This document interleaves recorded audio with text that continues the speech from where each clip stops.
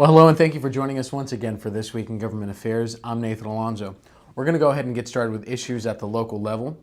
At the Fresno City Council, at their meeting this Thursday, there's a 10:30 item being sponsored by Fresno City Councilman Gary Bredefeld, who represents Northeast Fresno.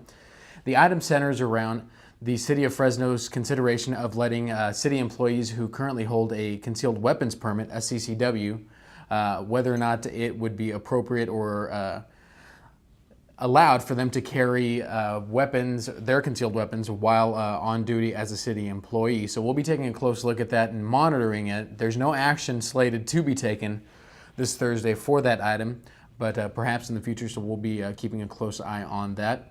At the state level, the legislature is currently in recess. They'll come back at the end of August for a last month that we call the marathon session, and they will be breaking for the year on September 15th.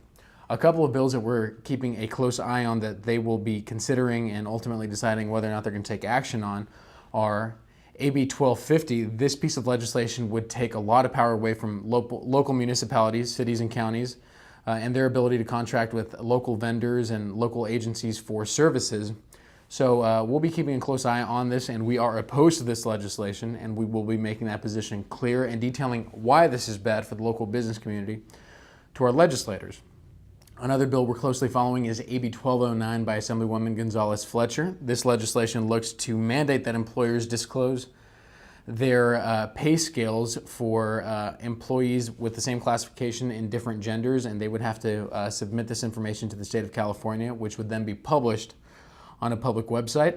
The Fresno Chamber is opposed to this legislation as well, and we will be following it closely as it sits in the Appropriations Committee now.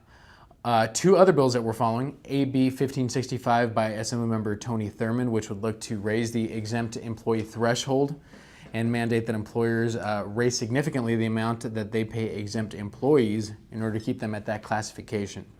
And the final bill that is keeping us on our radar is SB 63 by Senator Hannah Beth Jackson, which would look to significantly expand the benefits of the Paid Family Leave Act, therefore making it a lot more expensive and tedious on the business community and local employers.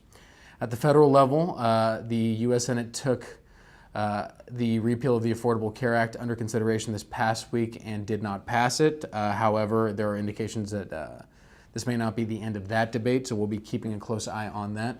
Tax reform is something that we are looking forward to the Congress taking on here before they break for the year, so we'll be keeping a close eye on that. On the waterfront, the Temperance Joint Powers Authority is working very hard to get the word out on the public benefits of the Temperance Flat project.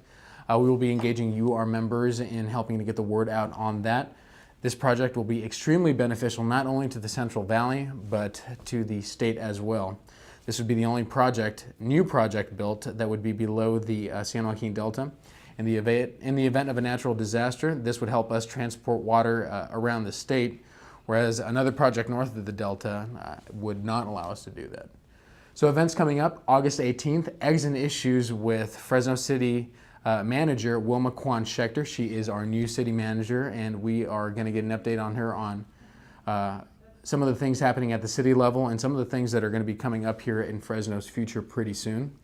And another event coming up, Casino Royale, the Fresno Chamber PAX event.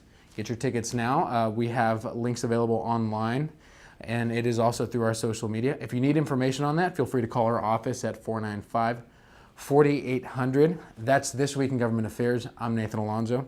We hope you have a fantastic rest of your week. We look forward to catching up with you here again with the things happening in government affairs real soon. Take care.